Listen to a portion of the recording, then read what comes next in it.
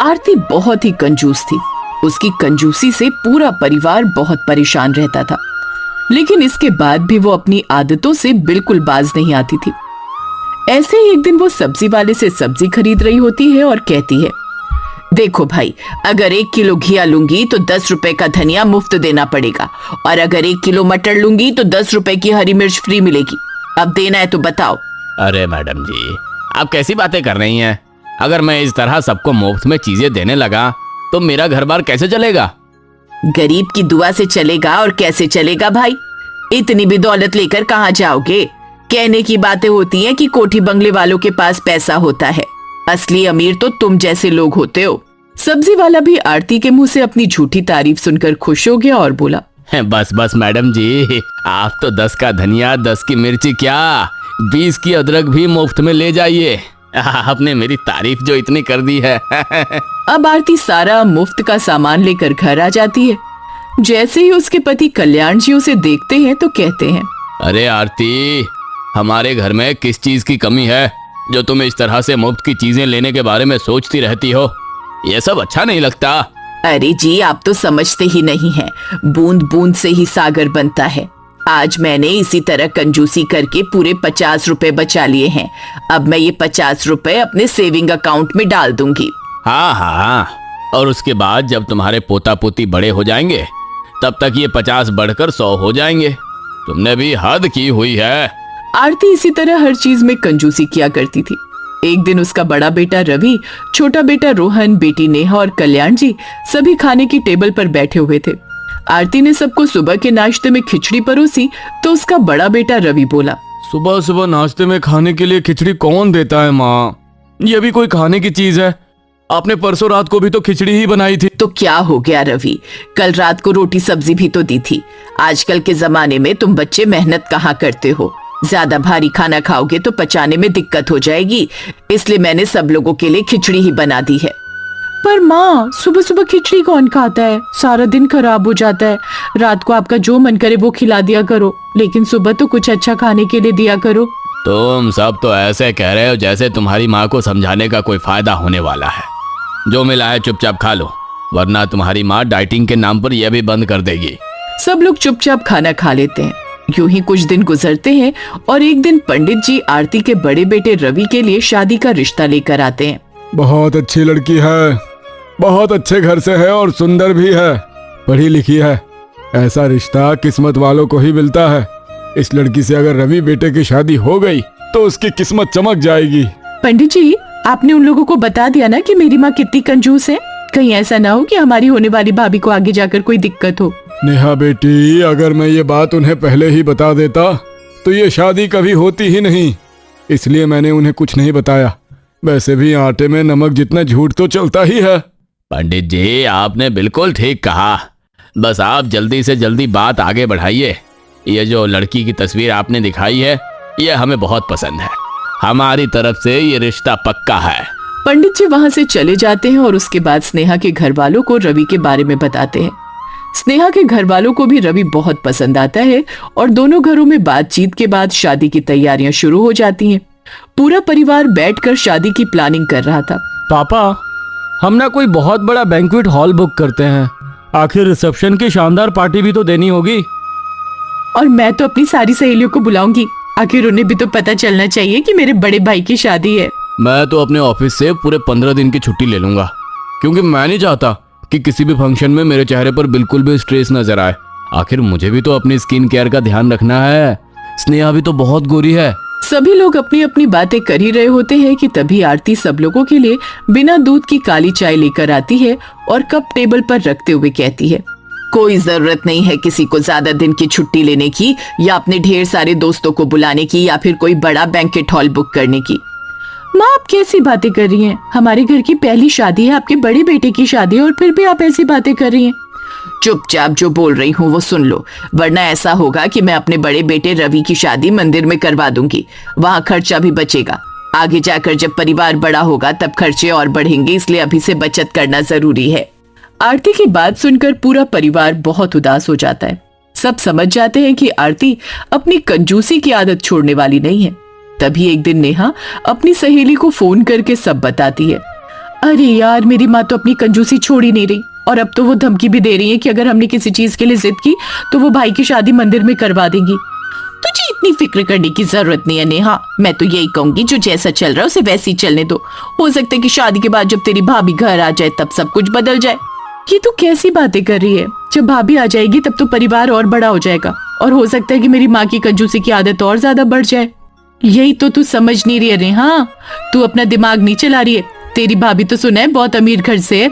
जब अमीर घर की लड़की आएगी तो वो ऐसी कंजूसी थोड़ी न सहेगी, और उसके बाद तेरी माँ की बोलती हमेशा के लिए बंद हो जाएगी। सच में तू तो बहुत समझदार है यार, तभी तो कॉलेज में तेरे मुझसे ज्यादा नंबर आते थे। ये बात तो मैंने सोची ही नहीं थी कि इस तरह हमारी सारी प्रॉब्लम सॉल्व हो जाएगी।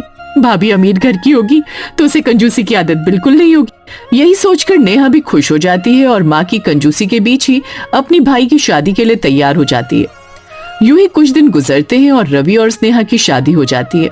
जब स्नेहा शादी करके घर के अंदर दाखिल होती है तो वो घर को देख कर कहती है, आप लोगों का घर कितना सिंपल है, यहाँ ज्यादा फालतू सामान भी नहीं रखा हुआ है। मुझे ये सब देखकर बहुत अच्छा लग रहा है। वो क्या है ना बहू, हमें फालतू का सामान बटोरने की आदत नहीं है। हम लोग सादगी में जीना पसंद करते हैं। ये तो बहुत अच्छी बात है पिताजी।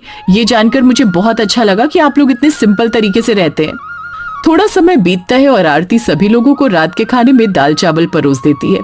खाने की थाली में सिर्फ दाल चावल देखकर रोहन धीरे से अपनी माँ से कहता है, माँ, कम से कम आज भाभी पहली बार घर आई है, तब तो कुछ अच्छा बना लेती। आपने उनके सामने भी सिर्फ दाल चावल रख दिए। वैसे भी वो बहुत अमीर घर से है, वो हमारे बारे में क्या सोचेंगी? चुपचाप बैठा रहे, जो मैं कर रही हूँ बिल्कुल ठीक है। अरे इतना तो चलता ही है। तभी जैसे ही स्नेहा ने खाने की थाली को देखा तो वो अपनी सास से बोली, माँ जी, आज के दिन ये दाल चावल बनाने की क्या जरूरत थी? आप खिचड़ी बना लेती, इसी बहाने गैस भी कम लगती। वैसे भी सब कुछ एक साथ कुकर में डालकर ही तो पकाना होता है, और पेट में जाकर भी तो सब कुछ मिक्स ही हो जाना है। स्नेहा की बात सुनकर नेहा और घर के बाकी सारे लोग हैरान रह गए। नेहा ने धीरे से रवि से कहा, ये भाभी ऐसी बातें क्यों कर रही हैं? बिल्कुल माँ की तरह महाकंजूस। ऐसा लग रहा है जैसे माँ की बहू नहीं बल्कि माँ की सगी बेटी है। धीरे बोल नेहा, वरना स्नेहा सुन लेगी। ये भी तो हो सकता है ना कि आज उसका सच में कुछ हल्का फुल्का खाने का मन हो। इसी तरह कुछ दिन और गुजर जाते हैं। आज स्नेहा की पहली रसोई की रस्म थी। स्नेहा सुबह जल्दी रसोई में जाती है और सब लोगों के लिए चाय और पोहा बनाकर तैयार कर देती है। जैसे ही आरती सोकर उठती है तो समय देखकर हैरान हो जाती है। वो अपने कमरे में बैठे बैठे परेशान होने लगती है। हे भगवान, शादी की थकान की वजह से मैं इतनी ज्यादा सोती रह गई कि समय पर उठ ही नहीं पाई। अब बहू नई नई आई है, कहीं उसने सुबह सुबह ढेर सारे पकवान बनाकर राशन खत्म न कर दिया हो। अरे भाग्यवान, बहू नई नई आई है। अगर उसने कुछ अच्छा बना भी दिया होगा तो उसमें इतना घबराने की क्या जरूरत है? आखिर पहली रसोई की रस्म है उसकी। आरती कल्याण जी की बात सुने बिना ही घबराते हुए तेजी से रसोई की तरफ भागी। उसके दिल की धड़कनें तेज थी कि कहीं बहू ने ढेर सारा घी, तेल और महंगा राशन बर्बाद न कर दिया हो। लेकिन जैसे ही आरती रसोई में पहुंची तो वहां का नजारा देखकर हैरान रह गई। स्नेहा ने सिर्फ पोहा और बिना दूध वाली चाय बनाकर रखी हुई थी। रसोई का सारा डिब्बा अपनी जगह पर वैसे ही बंद रखा था। आरती को इस तरह हैरान खड़ा देखकर स्नेहा मुस्कुराई और बोली, अरे माँ जी, आप आ गई। मैं तो बस आपको उठाने ही आने वाली थी। देखिए, मैंने नाश्ते में चाय और पोहा बना दिया है। बहू, तुमने सिर्फ पोहा और चाय बनाई? तुम्हारी तो पहली रसोई थी। मुझे लगा तुम पूरी हलवा या कुछ भारी पकवान बनाओगी। माँ जी, सुबह सुबह इतना फालतू खर्च करने की क्या जरूरत है?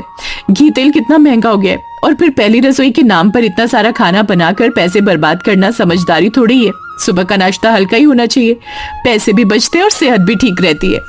आरती बहू की ये बात सुनकर एकदम हैरान रह गई। उसे अपनी आंखों और कानों पर यकीन नहीं हो रहा था कि एक अमीर घर की लड़की ऐसी बातें कर रही है। आरती के चेहरे पर एक अजीब सी खुशी आ गई। दोपहर के समय स्नेहा की मुंह दिखाई की रस्म रखी गई थी। मोहल्ले की कुछ औरतें और रिश्तेदार स्नेहा का मुंह देखने और उसे शगुन देने आए थे।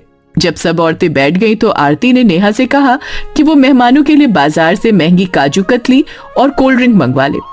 तभी स्नेहा ने धीरे से अपनी ननद नेहा का हाथ पकड़ा और उसे रोक दिया। नेहा, रुक जाओ, बाजार से इतनी महंगी मिठाई और कोल्ड ड्रिंक मंगाने की कोई जरूरत नहीं है। पर भाभी, मोहल्ले की औरतें आई हैं, अगर उन्हें अच्छे से नाश्ता नहीं कराया तो बाहर जाकर बातें बनाएंगी। तुम फालतू की चिंता मत करो माँ जी, मैंने कल रात के बचे हुए चावलों की कुरकुरी नमकीन बना दिए और कोल्ड ड्रिंक की जगह हम सबको नींबू पानी पिलाएंगे। नींबू पानी सेहत के लिए भी अच्छा है और बाजार की कोल्ड ड्रिंक से आधे से भी कम दाम में बन जाएगा।